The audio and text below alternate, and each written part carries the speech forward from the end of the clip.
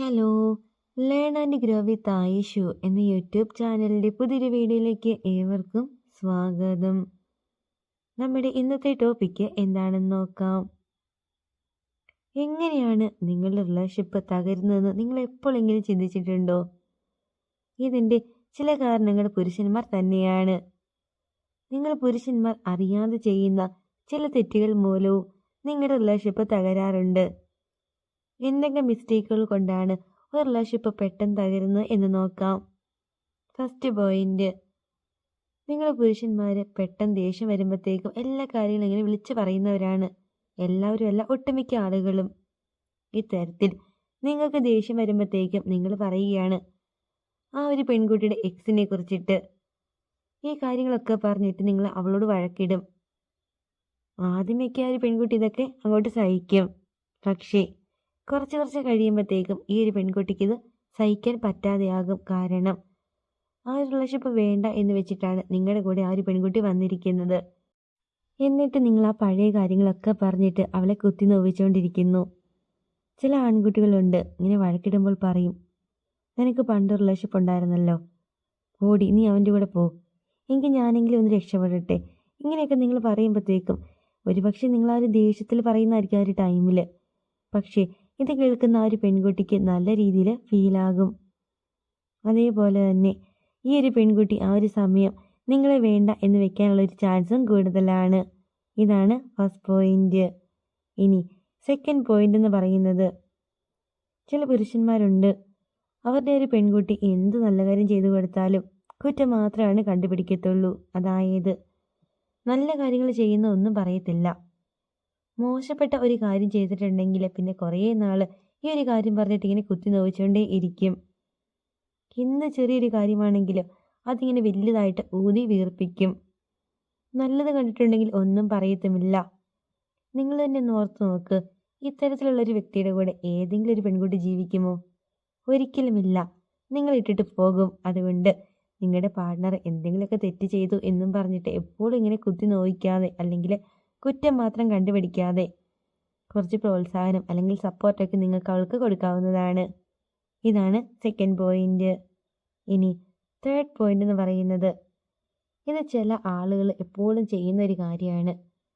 സ്വന്തം ഭാര്യനെ അല്ലെങ്കിൽ സ്വന്തം ആ ഒരു കാമുകീനെ മറ്റുള്ളവരുടെ മുൻപിൽ ഇട്ടിട്ട് അങ്ങോട്ട് നാണം കെടുത്തും. അതായത് പബ്ലിക്കായിട്ട് ആ ഒരു പെൺകുട്ടിനെ ചീത്ത വിളിക്കും. നിങ്ങൾ നിങ്ങളുടെ ആ ഒരു പെൺകുട്ടിനെ പബ്ലിക്കായിട്ട് എല്ലാവരുടെ മുൻപിൽ വെച്ചിട്ട്, അതിപ്പോൾ നിങ്ങളുടെ ഫ്രണ്ട്സ് ആകാം അല്ലെങ്കിൽ അവളുടെ ഫ്രണ്ട്സ് ആകാം, നിങ്ങൾ ഇവരുടെയൊക്കെ മുൻപിൽ വെച്ചിട്ട് ആ ഒരു പെൺകുട്ടിനെ വല്ലാതെ അങ്ങോട്ട് അപമാനിക്കുകയാണ്. ഇങ്ങനെ നിങ്ങൾ ചെയ്തിട്ട് നിങ്ങളുടെ ആ ഒരു ഫ്രണ്ട്സ് ആ ടൈമിൽ ചിരിക്കാനൊക്കെ കൂടും നിങ്ങളുടെ കൂടെ. ആ ഒരു പെൺകുട്ടി ചിലപ്പോൾ ചിരിച്ചു എന്ന് വരാം, അല്ലെങ്കിൽ ചിരിക്കാതിരുന്നു എന്നും വരാം. പക്ഷേ എന്നിരുന്നാലും ആ ഒരു പെൺകുട്ടിയുടെ ഉള്ളിൽ ഈ ഒരു കാര്യം കിടക്കും.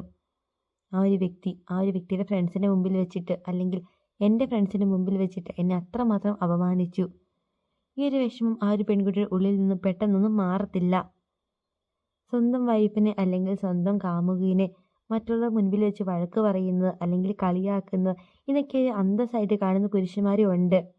പക്ഷേ ഇതൊരിക്കലും ഒരു അന്തസ്സല്ല. നിങ്ങൾക്ക് തന്നെയാണ് ഇതിൻ്റെ അപമാനം. അതായത് ആ ഒരു ടൈമിൽ ആൾക്കാരൊക്കെ നിങ്ങളുടെ കൂടെ ചിരിക്കാനൊക്കെ കൂടി.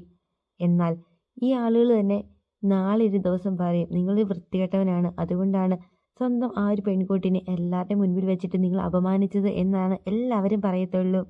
അതുകൊണ്ട് ഈ ഒരു കാര്യം നിങ്ങൾ ചെയ്യുന്നവരാണെങ്കിൽ ഇപ്പോൾ തന്നെ സ്റ്റോപ്പ് ചെയ്തോ, അല്ലെങ്കിൽ നിങ്ങളുടെ ആ ഒരു പെൺകുട്ടി നിങ്ങൾ ഇട്ടിട്ട് പോകാനുള്ളൊരു ചാൻസ് ഭയങ്കര കൂടുതലാണ്.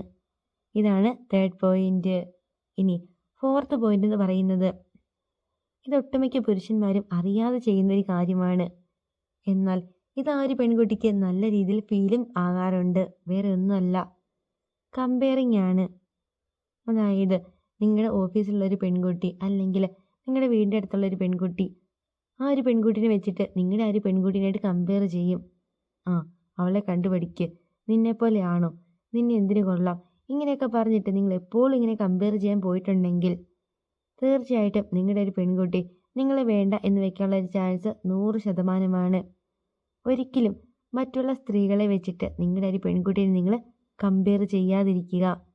ഇതാണ് ഫോർത്ത് പോയിന്റ്.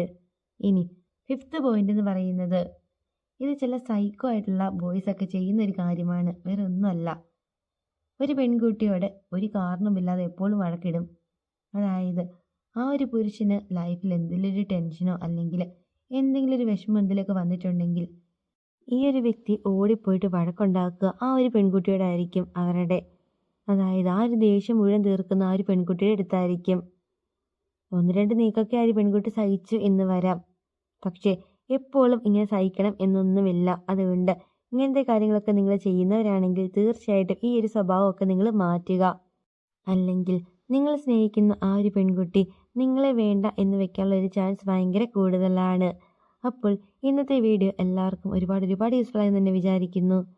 ആദ്യമായിട്ടാണ് ഇതായി ചാനൽ കാണുന്നതെങ്കിൽ തീർച്ചയായിട്ടും ചാനൽ സപ്പോർട്ട് ചെയ്യാനും അതേപോലെ തന്നെ വീഡിയോക്ക് ലൈക്ക് ചെയ്യാനും മറക്കരുത്. അടുത്ത ദിവസം പുതിയൊരു ടോപ്പിക്കായിട്ട് നമുക്ക് വീണ്ടും കാണാം. Thank you for watching.